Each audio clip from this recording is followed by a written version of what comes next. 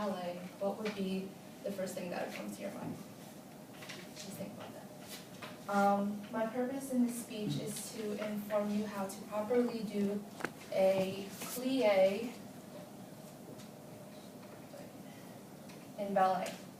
So, I've been dancing since I was about 3 years old. I've trained with many different teachers and taken a lot of master classes in several states such as Montana, Florida, even in Pennsylvania, Philadelphia area, and New York. I am a certified dance teacher at my dance school in New Jersey, and I am now currently a dance major here at Eastern University. So ballet is a classical and very important foundation when it comes to dance. So if people wanted to pursue tap or jazz or whatever other styles of dance there would be, ballet is probably the core that you would need for all of that.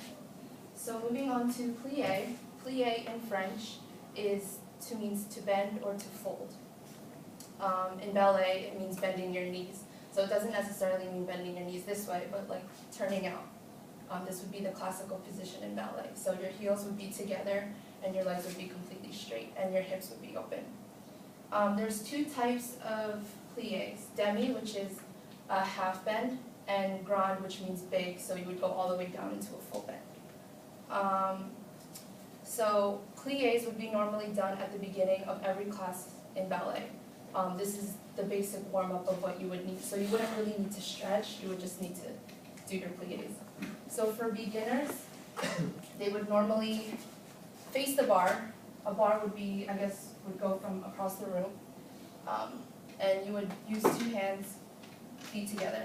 I will show you the more advanced way. The beginners usually use two hands to go forward, but for more advanced students, they would have to use their hands with them. So I will show you the more advanced way. So first, there are 5 basic positions, feet positions, but normally I can't show you all that, so I'm only going to show you the first position. So first position, we tell our students or our little kids that your heels are kissing, to give them the idea that their heels need to be together. Before you even do anything, before you even bend, you need to make sure that your gluteus maximus, which is also known as your butt, needs to be squeezed, and your inner thighs need to be squeezed. Everything needs to just kind of from the ankles all the way, it needs to be pulled up. So that the idea that there would be less weight on your hips to prevent injury, and also on your knees, because some students, I don't know if you can see this, but normally if they go down into a plie, their knees would go inwards, which will cause injury. You need to have your knees aligned in order to do this properly. So if your glutes are squeezed, your inner thighs are squeezed, everything is good.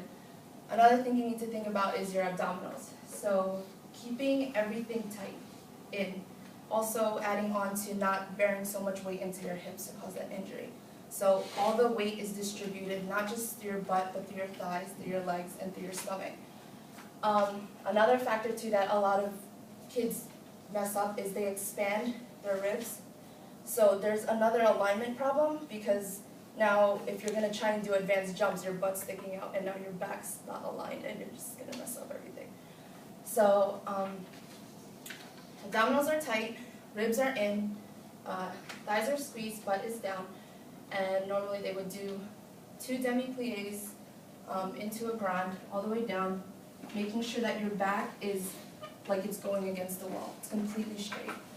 And adding the arms to it, another thing is you have to think of all of these muscles that you have to use. So you're just not using your stomach and your legs, but you're using your arms and your back. So your deltoids, which is also known as your shoulders, need to be pushed down. And your trapezoids, which are the upper part of your back, needs to be tight. Your dorsiflexius, which is this muscle right here, also needs to be squeezed and completely straight. So as your arm is coming up this way, your elbow is raised as your shoulders push down, while the tricep, which is the muscle in between your elbow and your shoulder, is being engaged. So that is how it keeps the alignment of going across and open and whatever arms that the teacher gives you. So adding the arms to it, I guess you would just start in a basic First position, going down, bringing the arm down and up.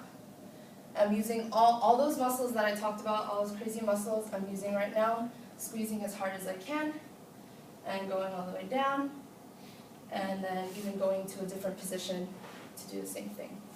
So the reason why those movements are so significant is because if you move to more advanced steps throughout the class, there's a lot of jumping. A lot of the jumping and the turning require the foundation of the plie so that there is like a set,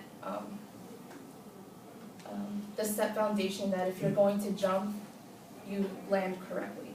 So I'm going to try and talk to you and show you through a combination of how, I guess, at the end of a class, they would normally end it.